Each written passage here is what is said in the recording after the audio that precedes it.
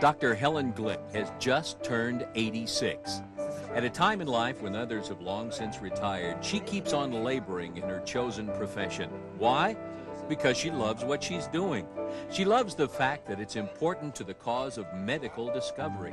She loves it because it puts her in touch with vital people of all ages. She's eternally curious, not just about medicine, but particularly about medicine and medical science, but also about things that other people do. Her research productivity is outstanding. She just keeps on and on and on like a hound dog going after a rabbit until she gets what she wants. I would say she has a very large intellectual interest. What did you find out about this patient, Patty? I think I got that from my father, who was the most curious man you've ever known. It sort of rubbed off on me. I've always been interested in what makes blood clot. The most important diseases are related with coagulation. Well, I'm very proud of the work that I did with Dr. James Sutherland. We did it together, and showing that newborn infants who are breastfed have a vitamin K deficiency. We proved clearly that bleeding in newborns was related to the deficiency of vitamin K. Now every baby in the world gets vitamin K at birth.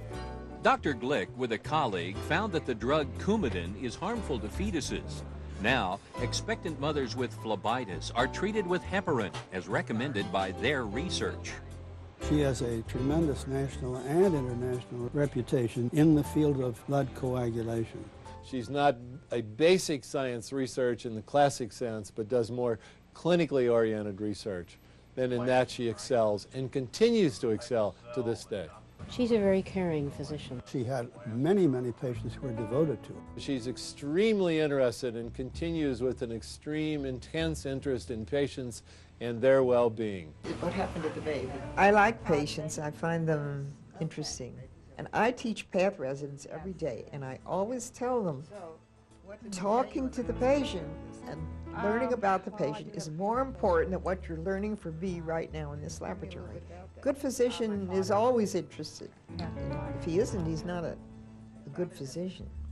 I just had my 90th paper accepted, and they're all on clinical implications.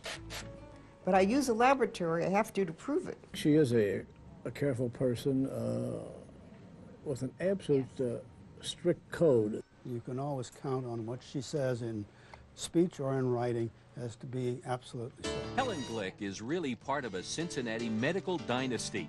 Her grandfather was the eminent Cincinnati surgeon, Dr. Joseph Ransohoff.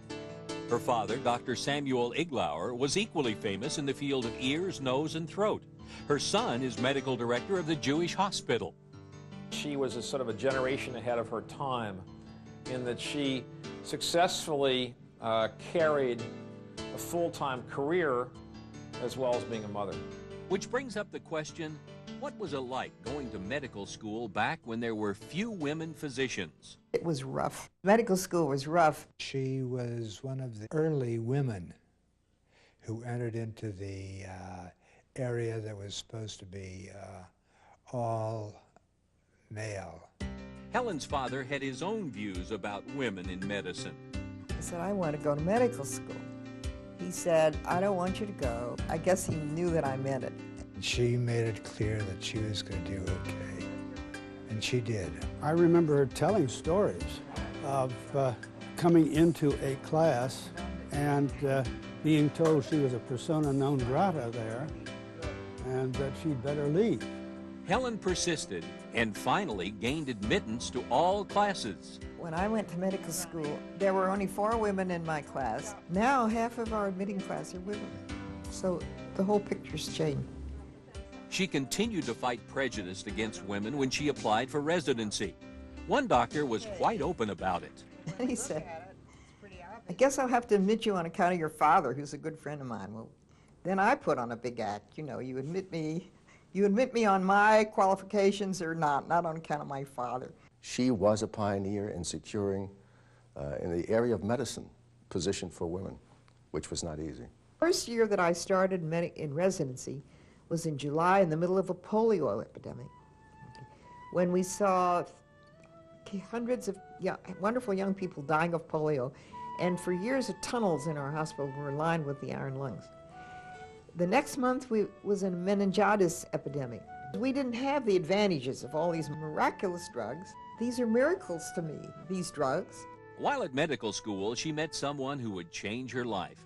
It started with a call from an old friend who wanted her to meet a young rabbi. He says, he's the handsomest man you've ever seen, but he's the son of a peach, but I want you to meet him anyway.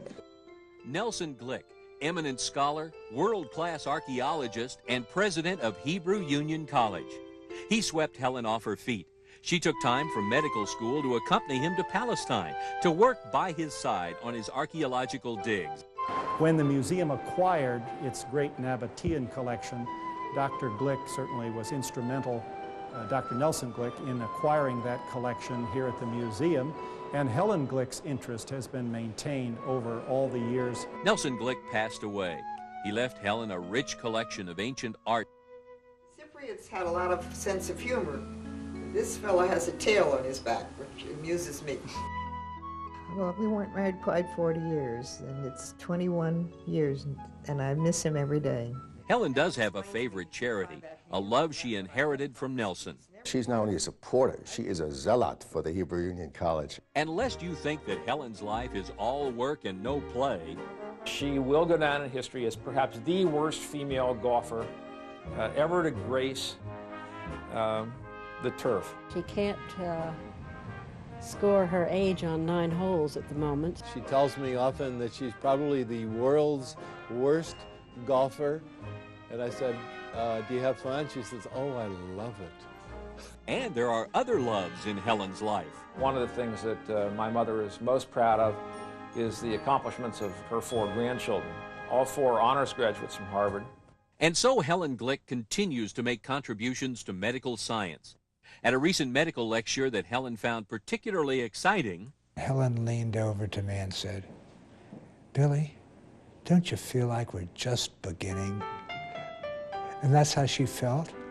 And you know, she still feels that way, as though she's just beginning. ladies and gentlemen, let us welcome a great living Cincinnatian who's given us and the world so much and promises us so much more now that she's just beginning. Dr. Helen Glueck.